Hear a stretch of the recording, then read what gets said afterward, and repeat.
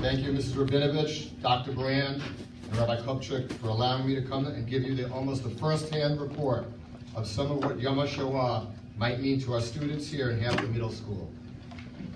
Please come with me as I give you what I hope will be a powerful, meaningful, and personal description of a recent trip back to where it all happened. Many of you know me by different names: Jonathan, John G., the hockey coach, or Coach John. Today, I'm John the Witness, John the Link. I actually went back with the HAFTR Yom Heritage Foundation to discover a little bit of a world that was, to tell you a little bit about what the Jewish Europe is today. I walked on the soil. I was there. I saw remnants and remainders of a world that was. I see a world today. And I am looking at you kids as the future link to the world that will be. You might just hear of the HAFTR Yom. You might know him from when you learn about Lashon Hara. I recently had the privilege to walk on the soil, to be in the Beis Medrash that he taught in, and to daven at his grave, or kever, in a place called Radin, out in a field in the middle of Belarus, which is another story. I also visited 3 of the most horrific camps of modern Jewish history. Camp. When you hear the words, you think of playing and running with friends, probably not a care in the world. These camps, however, were and are very different. Hundreds of thousands entered them, but very few came out alive or without losing a loved one. Today, on Yom HaShoah, the word camp has a totally different meaning. Come with me and close your eyes as I describe these camps to you. Mejanik, on a silent summer day, the sun shining, but not a sound in the air. It is as if you're looking at a picture on the wall, a fence all around the camp. You're thinking to keep animals out or to show the property line, but no. This fence was electrified, 8 to 10 feet tall, with watchtowers all over. When we entered the main gate, and sitting on the gate above me was a lone bird in utter silence. Maybe it was thinking how these atrocities could have been done by humans, to other humans, to men, women, children, and babies. As you walk inside, you pass through 2 sets of barbed wire fence. Then you start to see rows of bunks, in exact rows and formations. Big bunks, no windows, just big rectangle bunks. Imagine living in these bunks for an extended period of time. Winter, spring, summer, and fall. What I did not tell you, that before you got to your bunk, if you were lucky enough to be on the right line, because the other line led to a shower. But when the faucets were turned on, it was not water, but Zyklon B gas that came out and killed the innocent. Continue to walk with me as we enter the bunks. The doors, heavy wood, as we push to enter. The smell from the damp wood still in the air.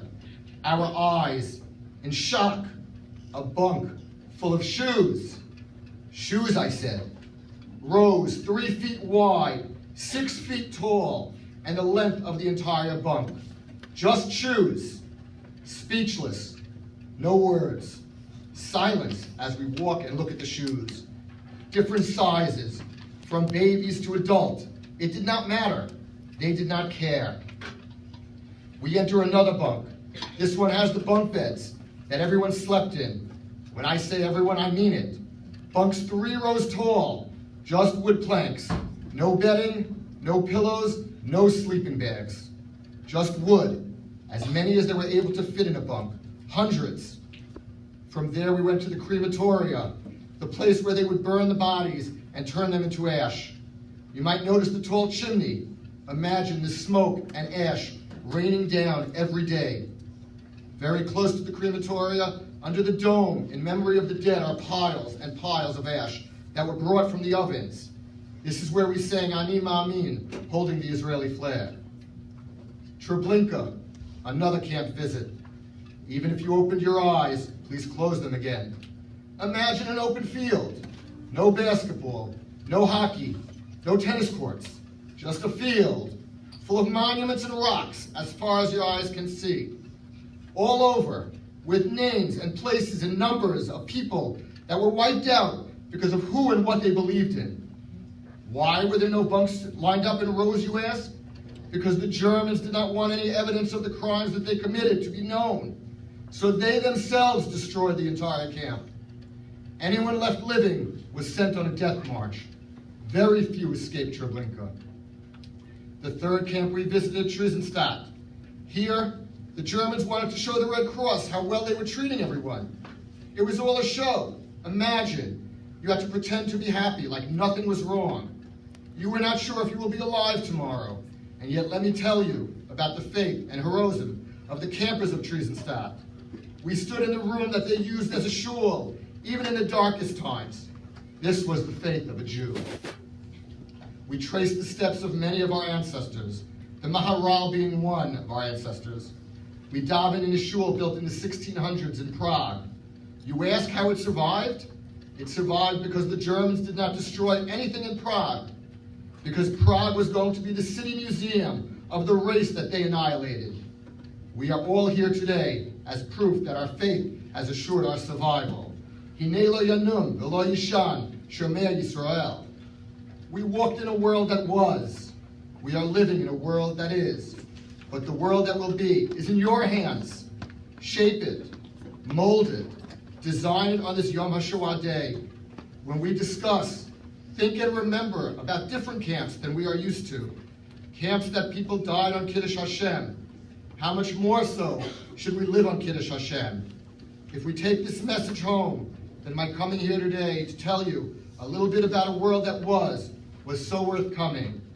Thank you again to Einat Rabinovich for giving me the chance and opportunity to speaking the future of Am Yisrael, our middle school students. May the memory of those who perished be for a blessing. Tehei Zichron Livracha.